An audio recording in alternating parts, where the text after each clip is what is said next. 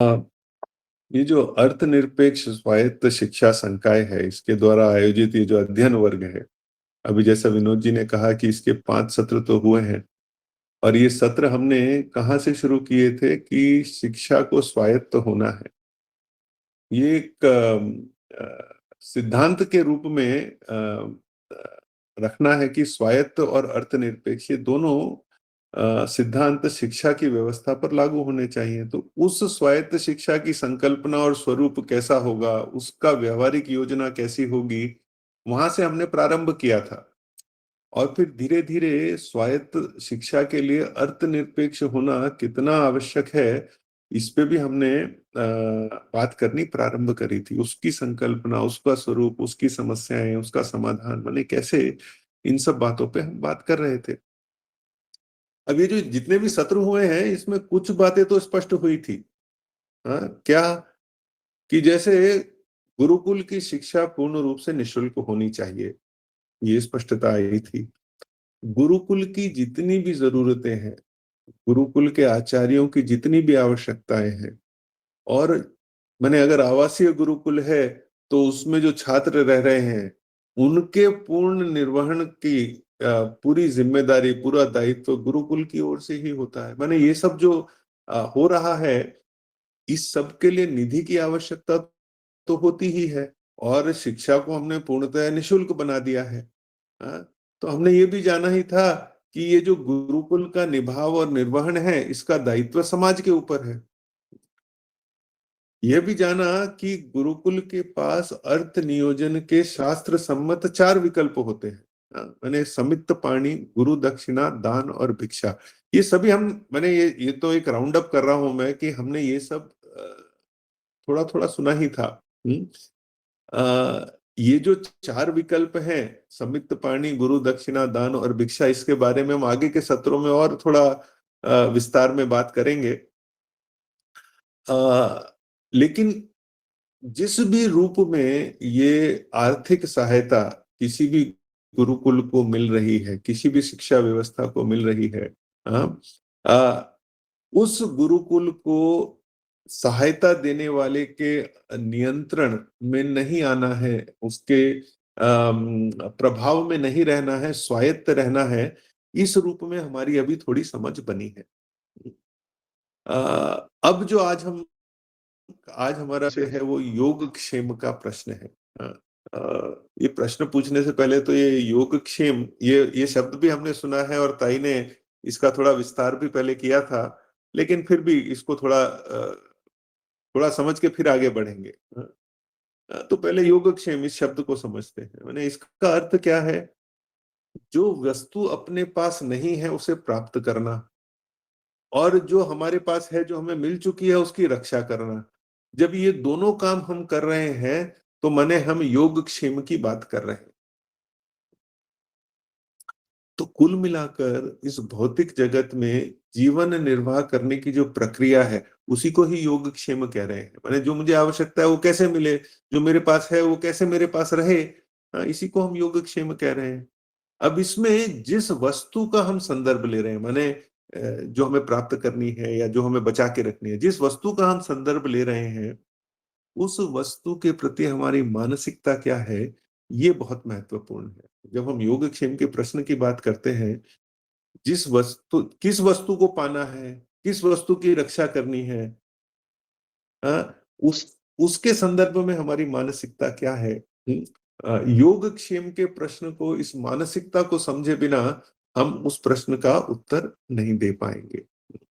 तो मैं जो आज अपनी बात रखने वाला हूं, वो उस मानसिकता पर ही केंद्रित होकर मैं अपनी बात रखूंगा। ऐसा मैंने सोचा है। तो जब हम शिक्षक बनने का हमारा विचार हुआ, हमारा मैंने जो भी शिक्षा शिक्षा व्यवस्था को चलाना किसकी जिम्मेदारी है? शिक्षक की। जब शिक्षक बनने का हमारा विचार हुआ, तो इसके क्या मायने थे? जब शिक्षक बने तो क्या हुआ? तो हमने ये सोचा कि हम सबके कल्याण के लिए अपना जीवन सेवा के क्षेत्र में लगाएंगे। शिक्षक का यही उद्देश्य होना चाहिए। इसी कारण से कोई शिक्षक शिक्षक बना। और ये जो सेवा का क्षेत्र है, ये अर्थार्जन के क्षेत्र से सर्वथा भिन्न है। हाँ, सेवा के क्षेत्र में तो जितने भी कार्य हैं वो अर्थनिरपेक्ष होते हैं। मैंने खाली शिक्षा की ही बात नहीं कर रहे हैं। सेवा के क्षेत्र में तो वैद्य भी आता है और न्यायाधीश भी आता है। ऐसे कई सारे क्षेत्र हैं जो अर्थनिरपेक्ष होने चाहिए, है नहीं। तो पहला तो हमको ये समझना है कि हमने इट वाज़ अ चॉइस, ये हमने ही चुना है। क्या चुना है कि हम अपना जीवन सेवा के क्षेत्र में लगाएँगे और वो एक ऐसा क्षेत्र है जो अर्थनिरपेक्ष क्षेत्र है। सेवा का क्षेत्र जीवन की अभौतिक इच्छाओं और आवश्यकताओं की पूर्ति करता है। अ, भौतिक इच्छाओं और आवश्यकताओं के लिए तो अर्थार्जन करना ही है। सेवा के क्षेत्र में आए हैं तो क्या हम कौन सी इच्छाओं और आवश्यकताओं की पूर्ति के लिए आए हैं? अभौतिक। और इन अभौतिक इच्छाओं और आवश्यकताओं को अर्थ से मापा भी नहीं जा सकता। हम्म? अभी जो ज्ञान है, जो हम ज्ञान का अर्जन करते हैं, इसके बारे में बात करते हैं, इसकी व्यवस्था बैठाते हैं, ये तो एक अभौतिक वस्तु है और इसके आदान प्रदान की व्यवस्था ही शिक्षा है। इसीलिए ये शिक्षा जो है अर्थनिरपेक्ष होनी है, क्योंकि इसको अर्थ से मापा नहीं जा सकता। ज्ञान पैसे से इतना अधिक श्रेष्ठ है कि उसे पैसे के बदले में देना तो ये तो घाटे का सौदा हुआ। माने कोई व्यापारी है तो उसको तो ये समझ में आना चाहिए कि ज्ञान इतना अधिक श्रेष्ठ है और उसके बदले में कुछ पैसा दे दिया तो ये तो घाटे का सौदा हुआ। ज्ञान प्राप्त करने के लिए क्या चाहिए? इसके लिए भगवान कृष्ण गीता में कहते हैं, ये हम अपने ज्ञान श्लोकों में पढ़ते ही हैं। श्रद्धावान लभते ज्ञानम तत्पर संयतेन्द्रिय। इसका अर्थ क्या है कि जो व्यक्ति श्रद्धावान है, तत्पर है, जिसका अपनी इंद्रियों पर नियंत्रण है, वो ज्ञान प्राप्त कर सकता है। कहीं भी ऐसा तो कहा नहीं कि धनवान लभते ज्ञानम या सत्तावान लभते ज्ञानम, ऐसी तो कहीं बात नहीं हुई है। श्रद्धावान लभते ज्ञानम ऐसी बात हुई है। तो जो अर्थ का कनेक्शन है शिक्षा व्यवस्था के साथ, ज्ञानार्जन के साथ, ज्ञान देने की प्रक्रिया के साथ, ये नहीं होना चाहिए। ये ये सोचकर ही एक शिक्षक शिक्षक बना है, ऐसा हमारा मंतव्य होना चाहिए। आचार्य अध्ययन योजना जो हमारी चलती है पुनरुत्थान की ओर से, उसका भी ऐसे शिक्षक बनाना जो ये समझकर शिक्षक शिक्षा के क्षेत्र में उतरे, ऐसा तो होना चाहिए। अभी जो अर्थनिरपेक्षता है ये एक सिद्धांत है। ये इस पे निर्भर नहीं करता कि छात्र के पास शुल्क देने की क्षमता है या नहीं है। हाँ, ये इस सिद्धांत के आधार पर ही हम सारी व्यवस्थाएं बना रहे हैं।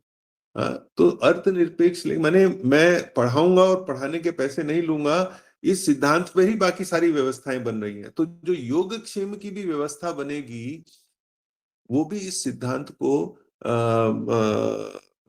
जो आधारशिला इसकी यही है कि अर्थनिरपेक्ष होना है।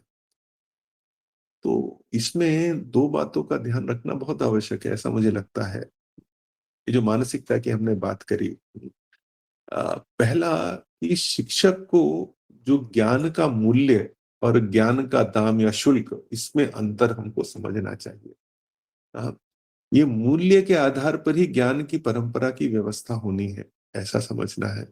और दूसरा, जो शिक्षक है उसको आवश्यकताओं और इच्छाओं, इसमें अंतर समझकर जीवन जीना है। इसके आधार पर ही योगक्षेम की व्यवस्था बैठानी है। माने दो बातें कह रहे हैं। एक तो ज्ञान का मूल्य है, समझ में आए और उसको ज्ञान के दाम से हम थोड़ा अलग करके देख पाए। और दूसरा, आवश्यकताएं क्या होती हैं और इच्छाएं क्या होती हैं, इसका एक अंतर हम समझ पाए और उसके आधार पर योगक्षेम की व्यवस्था बैठाएं। तो ये दो बातें, जो ज्ञान की परंपरा है उसकी व्यवस्था कैसे और उस परंपरा में योगक्षेम की व्यवस्था कैसे बैठानी है, उसकी मानसिकता की हम बात कर रहे हैं। सबसे पहले ज्ञान का दाम, ज्ञान का मूल्य, इस ये जो संकल्पना है, ये इसके इसके बारे में थोड़ी बात करेंगे। आ, माने ये संकल्पना तभी आती है जब किसी पदार्थ का आदान प्रदान होता है, किसी चीज का आदान प्रदान होता है।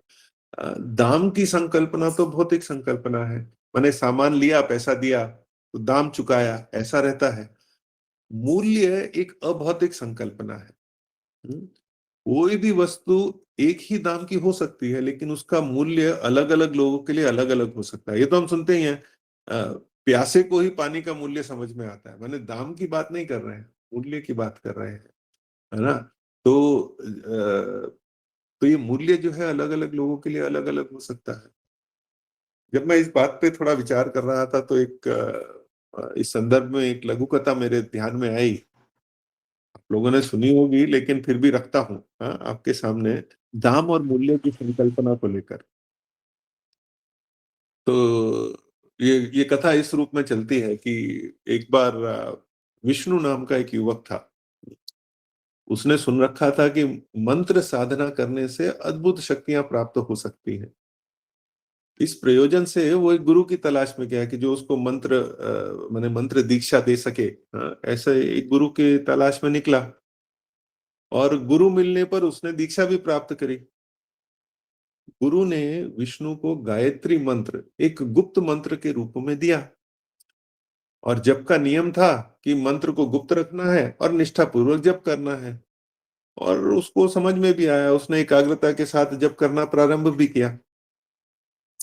एक दिन उसने कुछ लोगों को नदी किनारे गायत्री मंत्र का जाप करते हुए सुना। मैंने कुछ और लोग थे, वो मंत्र का जाप कर रहे थे। तो वो सोचने लगा कि ये कैसा गुप्त मंत्र है, ये इन लोगों को भी पता है। हाँ, थोड़ा आगे चल गया तो उसने वो मंत्र मंदिरों की दीवारों पर भी लिखा हुआ पाया। फिर आगे गया तो एक दुकान में गायत्री मंत्र पर बहुत सारी किताबें भी दिखाई दी। तो अब तो उसको विश्वास हो गया कि उसके गुरु ने उसके साथ छल किया है, गुप्त मंत्र दिया था, अद्भुत शक्तियों वाला मंत्र दिया था और ये तो सबको पता है। हाँ? उसे एक महान गायत्री मंत्र की बजाय एक साधारण सा मंत्र दे दिया गया है, ऐसा उसको विश्वास हो गया। उसके मन में बड़े ही संशय आने लगे। उसको लगा कि गुरु के पास जाके मुझे बात करनी पड़ेगी, ये क्या दिया है आपने मुझे? और इसका तो कोई मूल्य ही नहीं लगता मुझे। ये तो सभी के पास है, सभी जानते हैं इसके बारे में। जब वो गुरु के पास पहुंचा तो गुरु ने उसकी बात ध्यान से सुनी और फिर उसको कहा कि आप अगले दिन आइए, मैं आपके सभी प्रश्नों का उत्तर अगले दिन दूंगा। तो अगले दिन फिर पहुंचा तो गुरु ने विष्णु को एक बिना तराशा हुआ हीरा, हाँ, उसको दिया और कहा कि मैंने इसका मूल्य पता करके आओ, बाजार में जाओ, इसका मूल्य पता करके आओ। और 5 अलग-अलग तरह के लोगों के पास जाना है। हाँ, एक किसान के पास जाना, एक दुकानदार के पास जाना, एक सुनार के पास जाना, साहूकार के पास जाना और फिर एक हीरे के व्यापारी के पास जाना। हाँ, तो वो जाता है, अभी किसान के पास जाता है, किसान को वो बिना तराशा हुआ हीरा देता है। किसान उसको देखता है, वो सोचता है कि ये तो बड़ी ही अलग तरह का पत्थर है, सुंदर तो दिखता है, बच्चे इसे देखेंगे तो बहुत खुश हो जाएंगे। तो बोलता है इसका मूल्य तो 100 ग्राम सब्जी के बराबर का है, मैं तुमको दे सकता हूँ, करके वो मूल्य देता है। खैर विष्णु ये जानकारी एकत्र करके आगे बढ़ता है, दुकानदार के पास जाता है। दुकानदार उसको देखता है, उसको लगता है कि अरे ये तो एक वजन की तरह मैं इसका इस्तेमाल कर सकता हूँ। हाँ, तो उसका वजन लिया और फिर कहा कि ये तो इसके बदले मैं तुमको 1 किलो नमक दे सकता हूँ। मैंने उतने ही वजन का है ये जो पत्थर तुमने मुझे लाके या जो हीरा जैसा चीज लाके दिया है। आगे गया, सुनार के पास गया, सुनार को लगा ये तो इसको थोड़ा चमका के बेच सकता हूँ, इसका मूल्य कुछ 50 रुपए, 70 रुपए कुछ ऐसा बताया। साहूकार के पास गया, साहूकार बोला इसके तो 1000 रुपए हो सकते हैं। लेकिन जब हीरे के व्यापारी के पास गया तो उसने हीरे को पहचान लिया और उसका मूल्य काफी अधिक, माने 10,000 समझ के चलिए, उतना बताया। अब ये एक्सरसाइज तो पूरी हुई विष्णु की। अब विष्णु वापस गुरु के पास आया, सारा वृतांत बताया। उसको सुनने के बाद गुरु ने कहा कि तुम्हारे प्रश्नों का उत्तर इसी में ही निहित है, जो तुमने ये एक्सरसाइज करी है इसी में ही निहित है। सबने अपनी बुद्धि और समझ के आधार पर उसका मूल्य आंका। गुरु ने कहा कि मैंने जो तुमको मंत्र दिया, तुमको वह मूल्यहीन और अति साधारण लगा। ये मंत्र के बारे में सबको पता है ऐसा लगा, पर उसका सही मूल्य जानने के लिए जो परिपक्वता चाहिए वो सब में नहीं है। जो भी उसके मूल्य को समझ पाया और उसके अनुसार साधना एवं व्यवहार कर पाया, उसी को उसका लाभ मिलेगा, वही वो लाभ लेने के योग्य है। हाँ, तो ये मतलब नहीं है कि ये सबके पास ये मंत्र सबको मालूम है कि नहीं मालूम है। ये वो परिपक्वता, वो साधना तुम में है कि नहीं, ये उस पे इसका मूल्य उस पे डिपेंड करता है। तो विष्णु को ये बात समझ में आई और वो मंत्र जाप करने लगा। तो ये जो लघु कथा है, उसका तात्पर्य क्या है कि जो आचार्य हैं, जो शिक्षक हैं, वो उस हीरे के व्यापारी के समान है, जिन्हें ये हीरा रूपी ज्ञान, उसका मूल्य क्या है ये समझता है। उनका व्यवहार भी उसकी समझ के आधार पर होता है। शिक्षा को अर्थनिरपेक्ष बनाना, समाज द्वारा पोषित करना, ये सभी बातें वो जो समझ है उसका ही प्रकटीकरण है। वह समझता है कि ज्ञान जैसी मूल्यवान वस्तु के बदले अगर शुल्क लिया तो इस कहानी में किसान जैसा नासमझ हो जाएगा। ये समझ के साथ ही एक शिक्षक ने शिक्षक बनना चाहिए, एक आचार्य ने आचार्य बनना चाहिए। हम्म, ये जो सेवा का क्षेत्र की मैंने बात करी है, इसके मूल्य को समझकर इस क्षेत्र में उतरना है, ऐसा समझकर ही आना है। इस पृष्ठभूमि में अब हम योगक्षेम के बारे में कुछ बात करते हैं। मैंने हम उतर तो गए, हाँ, अर्थनिरपेक्ष बना तो दिया, अभी योगक्षेम के बारे में कैसी मानसिकता होनी चाहिए। हाँ, कि और ये प्रश्न तो आता ही है, हाँ, कि अगर शिक्षा व्यवस्था अर्थनिरपेक्ष है तो आचार्यों और शिक्षकों का योगक्षेम का क्या होगा। एक शिक्षक की योगक्षेम की मानसिकता को समझने के लिए ये जो आवश्यकताएं और इच्छाएं हैं, इसका अंतर भी हमको समझना है। इच्छाएं और आवश्यकताएं दोनों मनुष्य जीवन का एक अनिवार्य अंग है, ऐसा तो हम जानते हैं। और इसीलिए काम पुरुषार्थ की संकल्पना भी की गई है, इसका तिरस्कार नहीं किया गया है, लेकिन ये भी कहा कि इसको धर्म की मर्यादा में रखना है। तो इसको कैसे हम समझें कि अच्छा, शिक्षक तो बन गए, ये मानसिकता भी समझ में आई कि, और ये सिद्धांत भी समझ में आया कि अर्थनिरपेक्ष होना है। हाँ, तो योगक्षेम के लिए इच्छाएं और आवश्यकताएं, इसका अंतर कैसे समझें। इसके लिए भी मेरे मन में एक छोटी सी एक लघु कथा आई थी। हाँ, ये तो बिल्कुल ही सुन रखी होगी हम सबने। क्या कि एक वो सोने के अंडा देने वाली मुर्गी की कहानी जो है, वो तो वो सुनी होगी। कि दुकानदार था, छोटी सी दुकान थी, और उसके परिवार की जो आवश्यकताएं थी उसको पूर्ति करने में कठिनाइयां हो रही थी। मैंने वो छोटी सी दुकान से जो मिलता था वो ज्यादा चल नहीं पाता था, घर घर की व्यवस्था नहीं चल पाती थी। तो एक दिन उसने मुर्गी पालन का काम प्रारंभ करने का विचार किया, पड़ोस के गांव से मुर्गी भी लेकर आया। कुछ दिन बाद उस मुर्गी ने एक सोने का अंडा दिया। दुकानदार ने देखा कि वो तो शुद्ध सोने का अंडा है, उसे बेचकर बहुत सारा धन मिल सकता है। वो मिला भी उसको, और वो मुर्गी हर दिन एक सोने का अंडा देने लगी। दुकानदार की तो खुशी का ठिकाना नहीं रहा, शीघ्र ही बिना परिश्रम के वो धनाढ्य हो गया। अब एक दिन उसे लालच आया कि हर दिन एक ही अंडा मिलता है, उससे तो जो धन संचित करने की उसकी गति है उसमें वृद्धि नहीं हो पा रही है।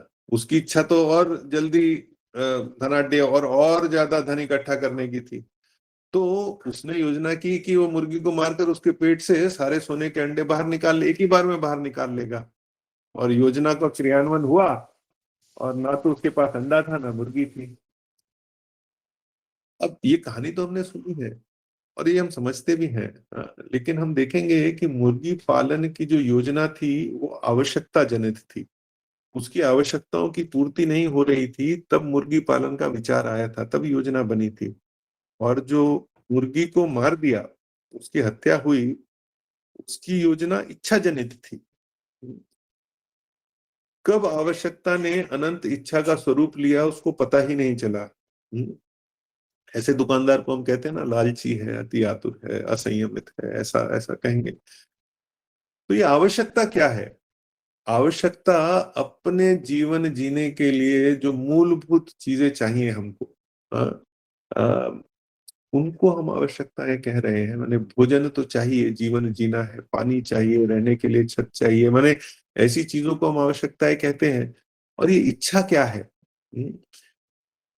इच्छा को कैसे परिभाषित करेंगे? माने इच्छा मेरे मेरे मन में तो यही आता है कि जितनी आवश्यकता है उससे अधिक चाहिए, ऐसी जो उत्कंठा है वही इच्छा है। जिसकी आवश्यकता नहीं है उसे पाने की कामना भी इच्छा है। अपनी सुविधाओं को अकारण बढ़ाते रहने की चाह भी इच्छा है। माने कपड़े कपड़े नहीं, डिजाइनर कपड़े चाहिए। एक घर नहीं, कई सारे घर चाहिए। घर का भोजन नहीं, होटल का भोजन चाहिए आदि, ये सब इच्छाएं हैं। हाँ, और ये अंतर हम समझें जब हम योगक्षेम की व्यवस्था करते हैं या उसके बारे में विचार करते हैं, तो ये आवश्यकताओं और इच्छाओं में ये अंतर समझना बहुत जरूरी है। और मुझे लगता है हमें कभी तो ऐसी एक एक्सरसाइज करनी चाहिए कि जीवन में हम जिन जिन वस्तुओं की कामना करते हैं उसकी एक सूची बनाएं। ये मैं हर शिक्षक के लिए है, शिक्षक के लिए ही नहीं, हम सभी के लिए मैं ऐसा सोचता हूँ कि ऐसा होना चाहिए।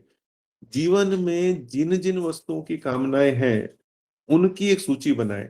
जैसे भोजन है, घर है, कपड़ा है, बिजली है, मनोरंजन के साधन है आदि, सब उसकी एक सूची बनाएं। उस सूची में हम एक टैगिंग करें, एक परिभाषित करें कि क्या क्या ये न्यूनतम आवश्यकता है जीवन जीने के लिए, क्या ये न्यूनतम आवश्यकता है? हाँ, आ, क्या इसकी आवश्यकता है? न्यूनतम आवश्यकता, आवश्यकता एक लेवल ऊपर। हाँ, क्या इसकी आवश्यकता है? आज की मेरी परिस्थिति क्या है, माने ये मेरे पास है या नहीं है? और क्या मुझे इसकी इच्छा है? हाँ, ये इच्छा की कैटेगरी में आता है, ये आवश्यकता की कैटेगरी में आता है, ये न्यूनतम आवश्यकता की कैटेगरी में आता है। हाँ, और मेरी आज की परिस्थिति क्या है? माने अगर हम इस तरह की एक एक्सरसाइज करें तो कई सारे खुलासे हमारे सामने होंगे, ऐसा मुझे लगता है। विद्या क्षेत्र में हमने एक्सरसाइज बच्चों के साथ करी थी। हाँ, कुछ चीजों को लेकर ही करी थी, पर बच्चों के साथ करी थी। और बच्चे खुद ही अचंभित थे कि माने आवश्यकता कितनी है और कितना सामान उनके पास है, उसमें तो बहुत अंतर है। हाँ, और फिर भी इच्छाएं कम नहीं हो रही हैं, ऐसा भी हो रहा है। हाँ, तो ये अंतर को हमको हमको समझना है। तो अगर मूल्य के आधार पर शिक्षा की व्यवस्था होनी है और आवश्यकता के आधार पर योगक्षेम की व्यवस्था होनी है, तो उस ऐसा जब निर्वहन होगा तो वो व्यवस्था कैसी दिखाई देगी? इसमें सबसे पहले तो जो शिक्षक है उसको जो वैभव का जीवन है और उसका जो आकर्षण है उससे मुक्त होना है। हाँ, ये जो इच्छाएं और आवश्यकताओं की बात कर रहे थे, तो ये जो वैभव है, हाँ, वो इच्छा की श्रेणी में आता है, आवश्यकता की श्रेणी में नहीं आता है। हाँ, सबसे पहले तो उसके आकर्षण से मुक्त होना है। ऐसा जीवन धन के अभाव के कारण नहीं, अपितु सिद्धांत के आधार पर होना है। हमको हमने ये भी सुना ही है, जो महर्षि वशिष्ठ थे उनके पास नंदिनी नामक एक गाय थी, जो कामधेनु सुरभि की पुत्री थी। हम्म, उसका वो जो नंदिनी गाय थी वो इच्छा अनुसार फल देने में सक्षम थी। और इच्छा अनुसार माने कुछ भी इच्छा करी, और ये महर्षि वशिष्ठ के पास थी। ऐसा होते हुए भी महर्षि वशिष्ठ ने कभी भी वैभव का जीवन नहीं जिया। ऐसी ही मानसिकता एक शिक्षक की होनी चाहिए। माने कामधेनु भी आ जाए, नंदिनी गाय भी आ जाए, हाँ, तो भी मेरा जीवन सैद्धांतिक रूप से वैभव के आकर्षण में नहीं रहेगा, वैभवी नहीं रहेगा। ऐसी मानसिकता तो एक शिक्षक की होनी चाहिए। इसके अनुसार ही हमें योगक्षेम की चिंता करनी है। हम्म, जो सादगी का जीवन है, संयम का जीवन है, साधना का जीवन है, तपश्चर्या का जीवन है, उसे अपनाने के अलावा और कोई विकल्प नहीं है, ऐसा मानकर ही हमें अपने योगक्षेम की चिंता करनी है। ऐसा हर शिक्षक को सोचना है और समझना है। लेकिन क्या होता है कि अब जो भी शिक्षक होते हैं, अ, ये सब शिक्षक सन्यासी और वानप्रस्थी तो नहीं होते हैं। हाँ, मैंने सब कुछ छोड़ दिया है, अब मुझे किसी चीज की आवश्यकता नहीं है, किसी चीज की चिंता नहीं है, ऐसा तो नहीं होता है। प्रायः शिक्षक तो गृहस्थ होते हैं और उनका पूर्ण समय ज्ञानदान के कार्य में ही लगता है। तो उनकी जो शिक्षक है उसकी पत्नी या उसके परिवार का क्या होगा? वो तो परिवार तो है, वो परिवार तो चलना है। हाँ, और क्या उस परिवार को इतनी मूल्यवान वस्तु वो समाज को दे रहा है, क्या उस परिवार को चैन से रहने का अधिकार नहीं है?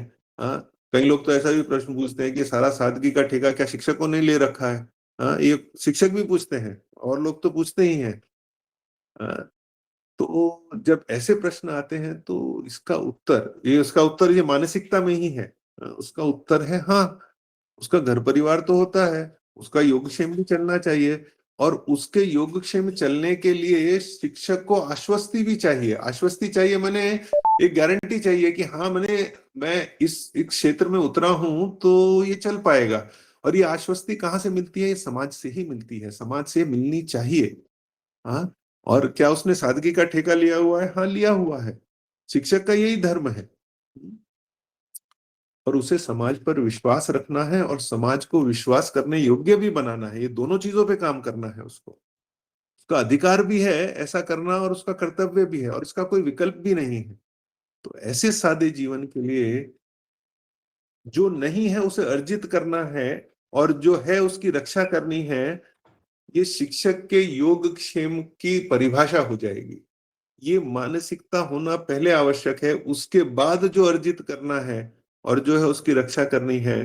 जब योगक्षेम का प्रश्न होगा, उसका पूर्व पक्ष तो ये मानसिकता होना ही होना है। इसके बिना माने अगर मेरी बेसलाइन ही अलग है, अगर मेरे जो जिस स्तर पे मैं आवश्यकताओं को डिफाइन कर रहा हूँ, परिभाषित कर रहा हूँ, वो तो इच्छाओं के क्षेत्र में जा चुकी है ऑलरेडी।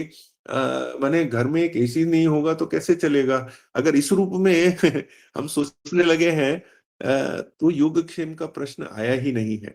सादे जीवन के लिए, सादगी भरे जीवन के लिए, संयमित जीवन के लिए, साधनामय जीवन के लिए जो अर्जित करना है उसको कैसे अर्जित करना है और जो है उसकी रक्षा कैसे करनी है, ये योगक्षेम का प्रश्न उसके बाद ही आएगा। तो पहला मुझे लगता है इस प्रश्न का पहला आयाम है वो ये मानसिकता को।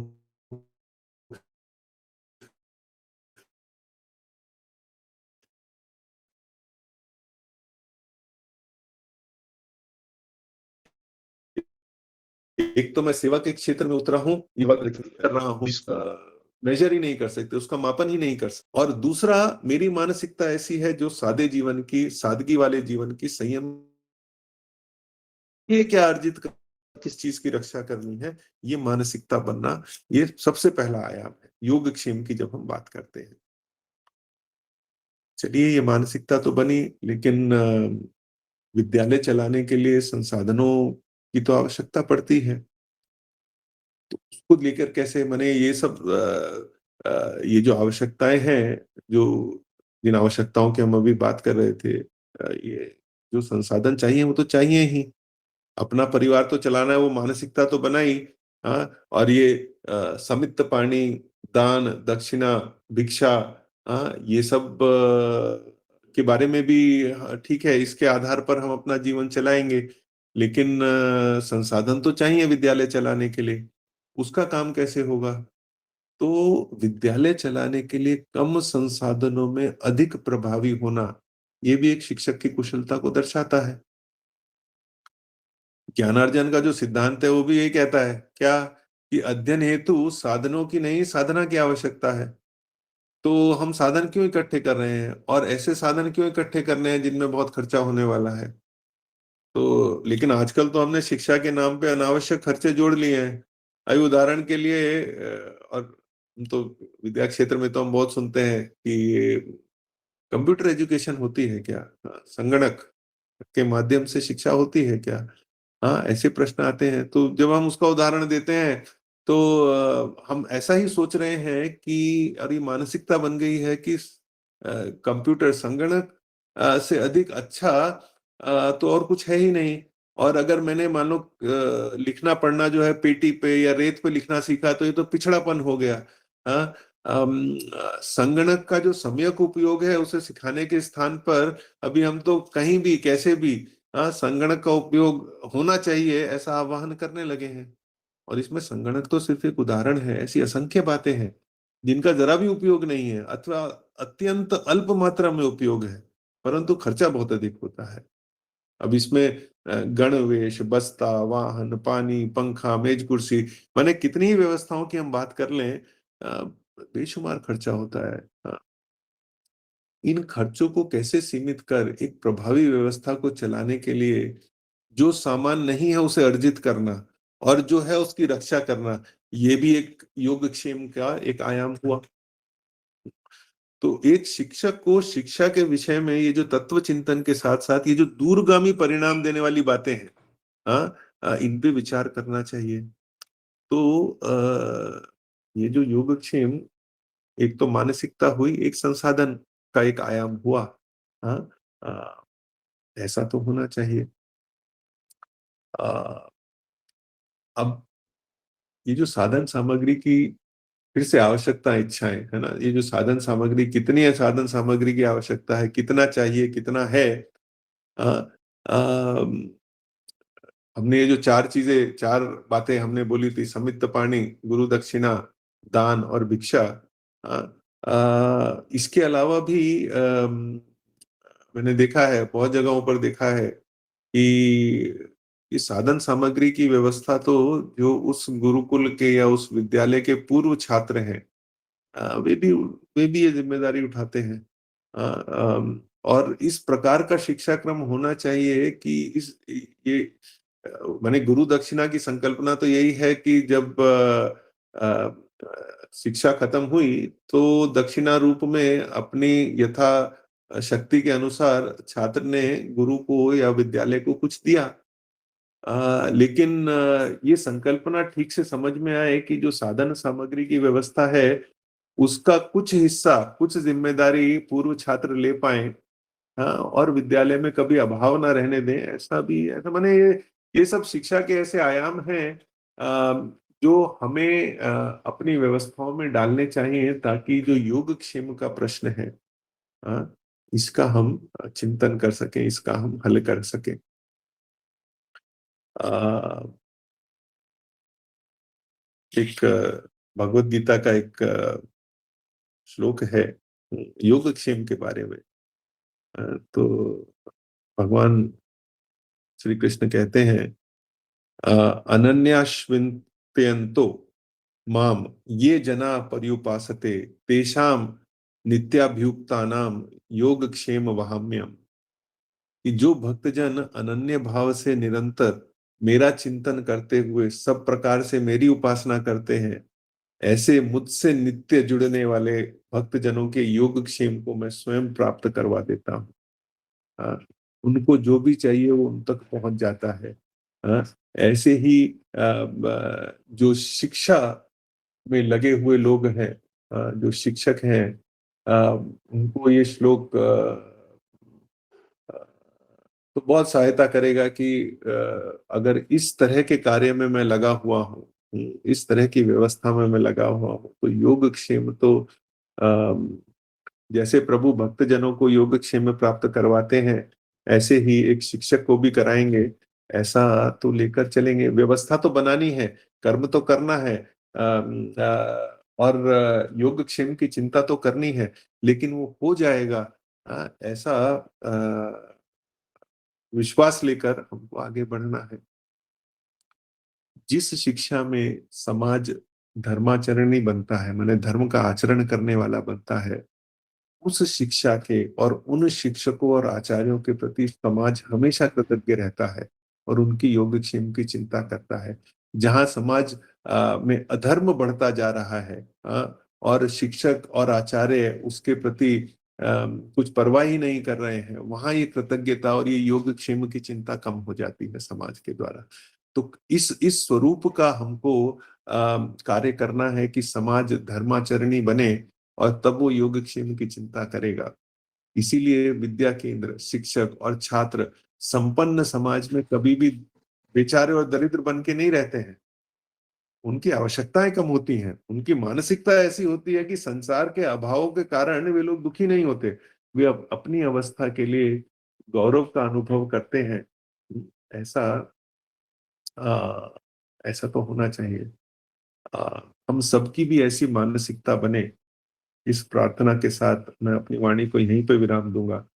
कुछ प्रश्न हैं, या किसी आधार पर अगर व्यवस्थाएं, सामाजिक व्यवस्थाएं, राज्य व्यवस्थाएं ये सब नहीं बैठी हैं तो बैठाना है।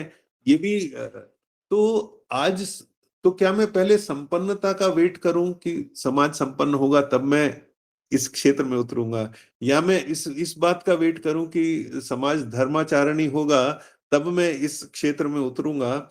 ऐसा नहीं है। इस क्षेत्र में उतरने का मतलब ही संपन्नता और धर्म के आचरण की तरफ समाज को ले जाने का दायित्व अपने ऊपर लेना, और उसके लिए जो व्यवस्था करनी है शिक्षा की, उस शिक्षा की व्यवस्था को करना। हाँ, ऐसा सोचकर उतरना है। ऐसा हो सकता है कि जब तक समाज संपन्न ना हो, जब तक समाज का आचरण धर्म के अनुसार ना हो, तब तक थोड़ी दिक्कतें आएंगी, है ना। तब तक वैसा आसान नहीं रहेगा।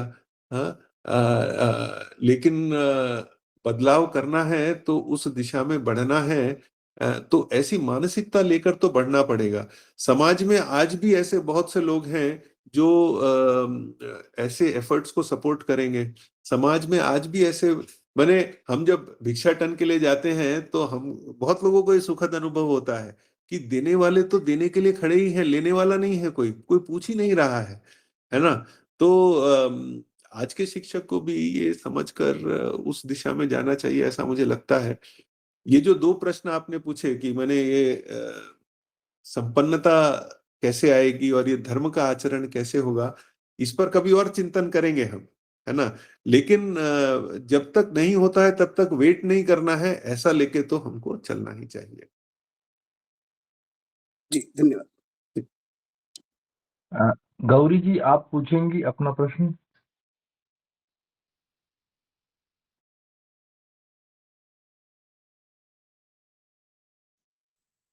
गौरी जी, आप लगता म्यूट है क्या? Oh sorry. प्रणाम, हरे कृष्णा मन्नू जी। आपने बहुत अच्छा बोला है कि इच्छाओं पे कंट्रोल करना कितना ज़रूरी है, स्पेशली पोशाक एंड ऑल। बट वो महिलाओं के लिए रियली मुश्किल होता है। एक साड़ी आप 10 फंक्शन में पहन के जाओ तो सब लोग आईब्रोज रेज करते हैं कि आपने एक ही पोशाक पहना है। But naturally we have to control that. दूसरी चीज मैं ये मैं इसी आपने कभी ताई को देखा है अलग अलग साड़ियां पहनते हुए और अलग अलग, मैंने आज जो हम ये सोचने लगे हैं ना कि लोग हमारे कपड़ों को देखकर हमारी इज्जत करते हैं, उनको ताई को देखना है। जी हाँ, जो जो जो रुतबा, जो is, how do you carry your, persona. हाँ, वो उस पे बहुत डिपेंड करता है ना। ये जो हम भौतिक वस्तुओं में जो लगे हुए हैं ना कि अरे वो चप्पल तो एक बार पहनी दोबारा नहीं पहननी है, वो साड़ी तो एक बार पहनी दोबारा नहीं पहननी है, लोग कहेंगे आपके पास एक ही है क्या, है ना। हाँ, तो बड़े ताई से प्रेरणा लेनी है इसके बारे में। जी, मेरा सवाल आज का था कि हमने यहाँ पे समाज में जो अपने बच्चे हैं उनको जागरूक करने के लिए बाल गोकुलम खोला है। शाखा के कार्यकर्ता भी हमारे साथ में हैं और हम 5-6 टीचर्स मतलब बने हुए हैं यहाँ पे। तो हमने कहा था ऑल एजेस के लिए है, बट हमने देखा कि जो 10 साल के नीचे मतलब बिलो 12 इयर्स उन्हीं वही बच्चे आ रहे हैं, और बाकी बच्चे जो जिनको आना चाहिए हु आर मोस्ट एग्रेसिव, अभद्र लैंग्वेज यूज करते हैं अंग्रेजी की, उनको आना चाहिए, वो बच्चों को भेज ही नहीं रहे या बच्चे आना नहीं चाहते हैं। और जो छोटे बच्चे हैं वो सिंसियरली आके अपना काम कर रहे हैं। बट ऐसा जो लोग बड़े हैं थोड़े, उनको कैसे हम लोग अपने शाखा में बुलाए या बाल गोकुलम में बुलाए, क्योंकि एक्टिविटीज हम सारे एज के लिए कर रहे हैं। उसमें हम धर्म की ज्ञान भी दे रहे हैं, स्पिरिचुअल ज्ञान भी दे रहे हैं, और महीने में एक बार अब गेस्ट लेक्चर्स भी होंगे। जैसे एक हमारे यहाँ पे कोई स्नेक पकड़ता है, कोबरा एंड ऑल, उनको बुला के नाग पंचमी के वक्त हम उनके नागों के बारे में, भगवान के बारे में सब कुछ बताएंगे। और शंख है, जो पंडित जी को बुला के शंख कैसे ब्लो करते हैं वो बच्चों को सिखाएंगे। तो ऐसी वेरियस एक्टिविटीज रखी है, सर्जन्स वगैरह है वो भी आएंगे। बट बाकी जो बच्चे हैं जो 12 साल से ऊपर और 18 के नीचे है, उनको हम कैसे बुलाएं, क्योंकि हमारा उद्देश्य है समाज को जागरूक करना और देशभक्ति उनमें डालना। जी, मैंने ये प्रश्न हमारे आज के जो सत्र है समाज उसके को विषय पे जागृति कैसे करनी है वही है, क्योंकि समाज सोचता है कि ये हमारे लिए नहीं, बच्चों के लिए है। हाँ, नहीं, ये प्रश्न उचित ही है। शायद आज के सत्र से उतना संबंधित नहीं है, लेकिन जी। प्रश्न तो है ना। और हम जो काम, अच्छा काम करना चाह रहे हैं, समाज को धर्माचरणी जो हम बात कर रहे थे अभी, वैसा बनाना चाह रहे हैं, लोग नहीं आ रहे हैं, अभी क्या करेंगे? ये जो प्रॉब्लम है ना, इसको हमको समग्रता में समझना है। इसमें अर्थनिरपेक्षता, योगक्षेम तो एक एक मुद्दा है ही, लेकिन ये जो प्रॉब्लम है, ये क्या प्रॉब्लम है? ये प्रॉब्लम ये है कि हमने शिक्षा व्यवस्था को अर्थव्यवस्था और समाज व्यवस्था के साथ जोड़कर नहीं देखना शुरू किया है ना। अम, क्या हो गया है कि जैसे जैसे बच्चे 10वीं के आसपास आने लगते हैं, तो उनको लगने लगता है कि अच्छा, ये सब तो पढ़ लिया है, अभी ये सब पढ़ के तो नौकरी नहीं लगने वाली है।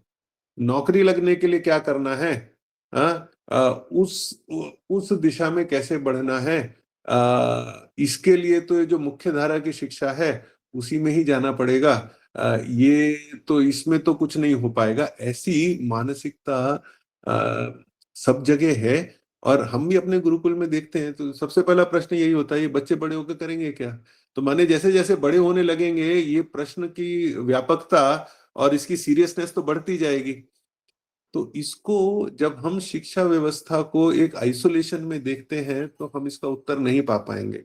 लेकिन जब हम शिक्षा व्यवस्था को समाज व्यवस्था और अर्थव्यवस्था के साथ, माने इन लोगों के अर्थार्जन की चिंता, जब तक हम शिक्षक लोग अपनी शिक्षा, ये जो ऑल्टरनेट शिक्षा व्यवस्था हम बनाने का प्रयास कर रहे हैं, जो कभी मुख्य धारा में आ जाए, जब तक उनके, ये अर्थकरी शिक्षा की जब हम बात करते हैं, जिससे अर्थार्जन होगा, उस रूप की शिक्षा और उस व्यवस्था की चिंता जब तक हम नहीं करेंगे, तब तक बहुत मुश्किल हो जाएगा कि जैसे जैसे बच्चे बड़े होंगे, आप देखिए भारत भर में जितने भी सो कॉल्ड ऑल्टरनेट स्कूल्स हैं, वो कितने क्लास तक होते हैं? तीसरी, चौथी, आठवीं, बहुत बहुत हुआ तो 10वीं तक, और उसके बाद तो मुख्य धारा की शिक्षा शुरू हो जाती है। ये शिक्षा को जब तक जिसको हम समाज व्यवस्था और अर्थव्यवस्था के साथ जोड़कर ये ट्रायंगल को हम पूरा नहीं करेंगे, तब तक मुझे लगता है कि पहले तो ये हमारे ये योजना रूप में हमारे मनस में आनी है। और इसका जो रोड मैप है, ये जब तक हम अभिभावकों को नहीं दिखा पाएंगे, छात्रों को नहीं दिखा पाएंगे, समाज को नहीं दिखा पाएंगे, तब तक ये होना बड़ा मुश्किल है। अंग्रेजों ने इसको बहुत अच्छे से समझा था, इसीलिए उन्होंने समाज व्यवस्था और अर्थव्यवस्था को शिक्षा व्यवस्था के साथ जोड़कर भारतीय शिक्षा को पूरी तरह डिसमेंटल किया था। जब हम इसको वापस बना रहे हैं और ऐसे प्रयास कर रहे हैं, तो ये हम तीनों चीजों को जोड़ के देखें, ऐसा तो सोचना चाहिए हमको। ऐसा, इसके लिए अगर अध्ययन लगेगा तो अध्ययन करना चाहिए। इसके लिए अगर स्ट्रैटेजी रूप में, योजना रूप में कुछ बनाना है तो बनाना चाहिए। और ये लॉन्ग टर्म होने वाला है। माने ये जो बच्चे यहाँ से, हमारे यहाँ से पढ़ के निकल रहे हैं, ये आगे जीवन में करेंगे क्या और किस स्वरूप का करेंगे? धर्मानुसारी अर्थार्जन कैसे करेंगे? इसका अर्थ क्या है? इसकी परिभाषा क्या है? ये प्रैक्टिकली हमको जमीन पर उतारना पड़ेगा। और जब लोग ऐसा देखने लगेंगे, तो बड़ी कक्षाओं में भी बच्चे आने लगेंगे, ऐसा मेरा बहुत दृढ़ विश्वास है। इस पे हमको प्रयोग करने चाहिए, इस पे हमको चिंतन करना चाहिए, और इसके ऐसे प्रतिमान स्थापित करने चाहिए कि ऐसा हो सकता है। तो ही ये बड़े बच्चे इस रूप में, इस जगहों पर आ पाएंगे, ऐसा मुझे लगता है। इस जी, पे कभी अलग जी, से और विस्तार में चर्चा करेंगे। जी, धन्यवाद। जी प्रमोद जी, आप अपना प्रश्न पूछिए ना। प्रमोद पाटिल जी। नमस्ते मनोज जी। नमस्ते। हाँ, पहले तो आपका और विद्या क्षेत्र में जो भी आचार्य कार्यरत है, जिस मानसिकता से आप लोग कार्य कर रहे हैं, उसके लिए मैं आपका अभिनंदन करना चाहता हूँ। तो जैसे आपने बोला कि ये मानसिकता बहुत जरूरी है कि आवश्यकता और इच्छा को समझना और उसके अनुसार कार्य करना। तो मेरा ऐसा मानना है कि जो लोग सॉरी जो छात्र है वो अभी आपके जैसे गुरुकुल में पढ़ रहे हैं, उन छात्रों की तो ऐसे आगे मानसिकता होगी अगर किसी को शिक्षा के क्षेत्र में आना है। तो उसके उसके लिए कुछ समस्या नहीं है। और एक है कि जो लोग शिक्षा के क्षेत्र में आना चाहते हैं और ऑलरेडी उन्होंने कुछ अर्थ संचय करके रखा है, इन्वेस्टमेंट करके रखी है, तो उनके लिए भी वैसी मानसिकता तैयार होना ज़्यादा तकलीफ का नहीं है। लेकिन जिन्होंने अभी अपना गृहस्थी चालू किया है या बहुत सारी ज़िम्मेदारियाँ घर की है, जैसे कि बच्चों का शादी होगा, उनका आगे का सब होता है। तो ऐसे जो लोग होते हैं, तो उनके मन में इस मानसिकता को तैयार करना भी बहुत ज़रूरी है जरूरी। कि हम ऐसे मानसिकता वाले लोग बहुत सारे हमें मिले और इस सेवा को और अच्छे से कर सकें। तो मेरा ये प्रश्न नहीं है, लेकिन अगर आपके मन में कुछ सुझाव है कि ऐसी मानसिकता ज़्यादा से ज़्यादा लोगों में कैसे तैयार कर सकते हैं हम? उसके क्या-क्या और उपाय हो सकते हैं? अगर इसकी चर्चा थोड़ी-सी हम कर सकें तो भी अच्छा रहेगा। जी, जी। नहीं, धन्यवाद। मानसिकता तो ऐसी होनी चाहिए कि मेरा श्रेष्ठ विद्यार्थी ही श्रेष्ठ शिक्षक बने, क्योंकि उसी में ही क्षमता है श्रेष्ठ शिक्षक बनने की, और वो इस क्षेत्र में उतर सके, ऐसी मानसिकता तो बननी चाहिए। ऐसा हमारा ध्येय भी होना चाहिए। ऐसे हमारी व्यवस्थाएं भी होनी चाहिए। क्या ये विद्या क्षेत्र में, मैंने विद्या क्षेत्र का मैं तो एक उदाहरण रूप ही ले रहा हूँ, क्या ये आसान है? नहीं, बिल्कुल आसान नहीं है। आजकल और हम तो शहरी क्षेत्र में रहते हैं। शहरी क्षेत्र में रहते हुए और बाहर का जो एक्सपोजर है, मोबाइल का, इंटरनेट का, और मैंने प्रभाव तो सब तरफ से ही पड़ रहा है। उस एक बच्चा है, उसके ऊपर हम भी एक माध्यम में प्रभाव डालने के, और हजार अदर दूसरे माध्यम भी हैं जो उस पर प्रभाव डाल रहे हैं। उस प्रभाव में हमारा प्रभाव अग्रणी रहे, उस प्रभाव में हम उसको ऐसा मॉडल कर पाए, मोल्ड कर पाए कि अम, अ, अगर शिक्षक नहीं, अगर वो व्यवसाय भी करना चाहता है तो धर्मानुसारी व्यवसाय करे। हाँ, मैंने आज हम थोड़ा एक्सपेरिमेंट कर रहे हैं, थोड़ा काम कर रहे हैं कि कपड़े का काम करना है तो कैसे बिना बिजली के हथकरघे पर कपड़े का काम करके एक व्यवस्था तंत्र खड़ा किया जा सकता है जो प्रॉफिटेबल हो। अगर ऐसा हम प्रतिमान स्थापित कर पाए तो फिर मैं बच्चों को प्रेरित कर सकता हूं कि हाँ, आप ऐसा कर सकते हैं, देखिए मैंने करके दिखाया है, आप ऐसा कर सकते हैं। हाँ, या जो शिक्षक बनना चाहते हैं, हाँ, मैंने अभी क्या हो गया है कि हम शिक्षकों को तो उतरे हुए चेहरे ही देखते हैं शिक्षकों के। हाँ, कि अरे कहाँ फंस गए, कब तक शिक्षक बने रहेंगे, कुछ पैसा नहीं मिलता है, कुछ। जो शिक्षकों का जो जो प्रतिष्ठा है, हाँ, जो जो प्राइड है, हाँ, उसको कैसे वापस लाना है, ये हमने ही एक प्रतिमान बनकर, हमने ही एक उदाहरण बनकर अपने बच्चों के सामने प्रस्तुत करना है। हाँ, अम, अ, हम जो काम कर रहे हैं उसमें हम गौरव का अनुभव करें। हाँ, मैंने गौरव का अनुभव तब ना हो जब हम बड़ी गाड़ी में बैठ के जा रहे हैं, या बड़े घर में बैठ के जा रहे हैं, बड़े घर में रहते हैं, या बहुत सुंदर वस्त्राभूषण अलंकार से सुसज्जित रहते हैं, तो हमें गौरव का अनुभव नहीं। हमारी जो अवस्था है उसमें हम गौरव का अनुभव कर रहे हैं। देश की दिशा बदलना, समाज की दिशा बदलने का काम करने में गौरव का अनुभव करना, माने ये सब चीजें बहुत आवश्यक हैं। जो बच्चे इंस्पायर होते हैं, हाँ, प्रेरित होते हैं, ये इन सब चीजों को देखकर ही होते हैं। अगर ये प्रेरणा बच्चों में नहीं आ रही है तो हम ही कुछ गड़बड़ कर रहे हैं, ऐसा तो समझना चाहिए। और इसके लिए काम करना बहुत आवश्यक है। मैंने ये भी एक स्वतंत्र चर्चा का विषय है, मुझे ऐसा लगता है कि ये मानसिकता हम अपनी अगली जनरेशन में कैसे लाएं कि जो श्रेष्ठ विद्यार्थी है उसका ध्येय तो यही हो कि मुझे शिक्षक बनना है। क्योंकि शिक्षक तो हमें श्रेष्ठ चाहिए, लेकिन श्रेष्ठ विद्यार्थी शिक्षक ना बने, ऐसा आज की मानसिकता हो गई है। हाँ, आज तो शिक्षक वही बनता है जिसका और कहीं कुछ नहीं हो पाता है। हाँ, वो ऐसे लोग शिक्षक बनते हैं तो वो श्रेष्ठ तो बन नहीं पाएंगे। और वो श्रेष्ठ शिक्षक नहीं होंगे तो श्रेष्ठ विद्यार्थी कैसे बनेंगे? तो ये मानसिकता लाना, ये एक ध्येय किसी भी गुरुकुल के लिए, किसी भी शिक्षक के लिए होना चाहिए। ये जो गुरु शिष्य परंपरा कि मेरा शिष्य ही आगे जाके गुरु बने, इस रूप में इसको प्रस्थापित कर पाए, ऐसा तो एक गोल होना चाहिए। इसके लिए कई सारे एक्सपेरिमेंट्स हो सकते हैं, इसके लिए कई सारे उपाय हो सकते हैं, इसके लिए इसको कभी स्वतंत्र चर्चा करेंगे इसके बारे में प्रमोद जी। जी, धन्यवाद मनोज जी। रामचंद्र जी आप पूछेंगे। प्रणाम मनु जी, आज का व्याख्यान बहुत ही अच्छा रहा और इस विषय पर आप बहुत अच्छा चर्चा कर रहे हैं। अभी जो प्रमोद जी ने कहा उसी से जुड़ा हुआ मेरा प्रश्न है। जो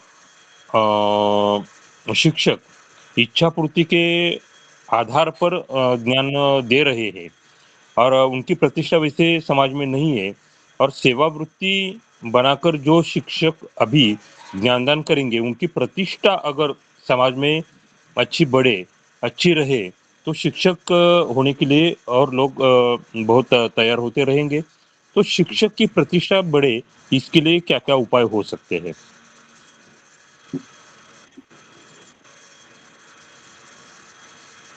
ये जो हम शिक्षकों की बात करते हैं ना,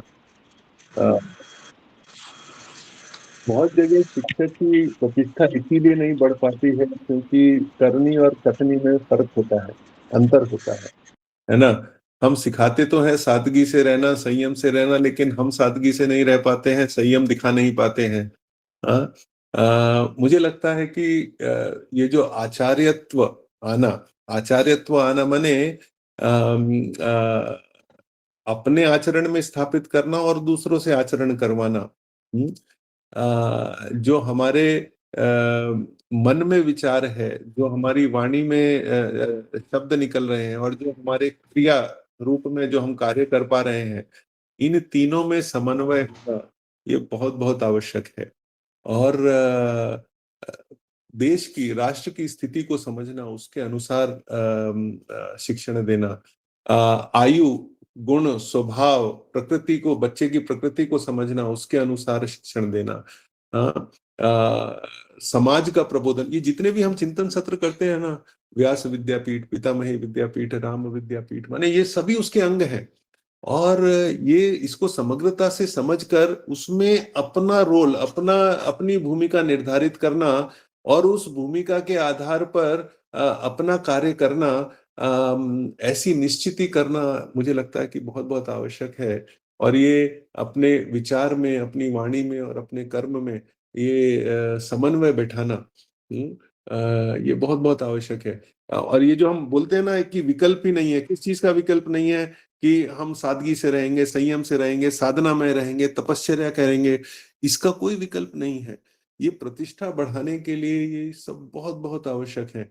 और लोग समझते हैं, लोग देखते हैं, ऐसे लोगों की संख्या, मतलब कभी कभी हमको जाके दिखाना भी पड़ता है ना, लेकिन समझने वालों की संख्या कम नहीं है। और ये धीरे धीरे ये संख्या बल बढ़ता जा रहा है, ऐसा तो मुझे समझ में आता है।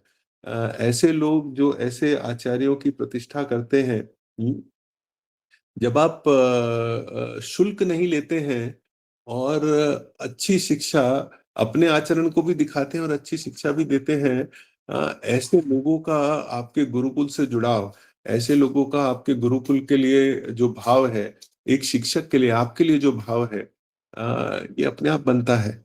इसमें अलग से कुछ करने की आवश्यकता नहीं रहती। ये भाव तो एक आउटकम है। ये एक रिजल्ट है किस चीज का, कि किस प्रकार की मानसिकता और व्यवहार, किस प्रकार का ज्ञान और व्यवहार, किस प्रकार का चिंतन और व्यवहार एक शिक्षक कर रहा है।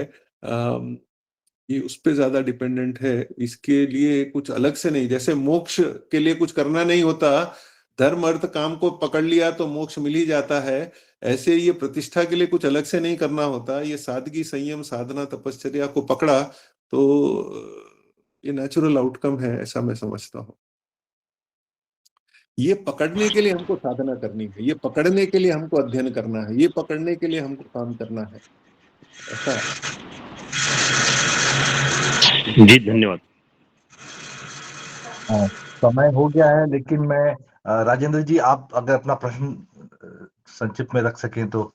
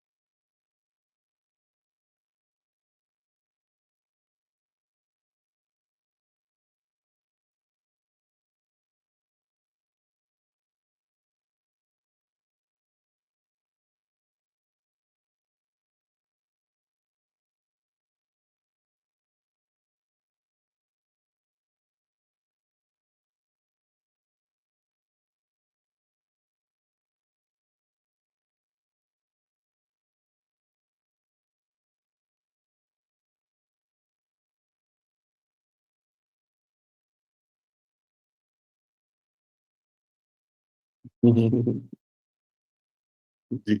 जी, मैंने सुन लिया, धन्यवाद। मैं याद रखूँगी अच्छी तरह से, कोशिश भी करूँगी। जागृति बहन, आपका हैंड रेज़ है, समय बहुत हो गया, फिर सिर्फ आप प्रश्न रख लीजिए ना तो फिर। जी, प्रश्न नहीं था, जो अगला प्रश्न था उसी के संदर्भ में कुछ बात करनी थी।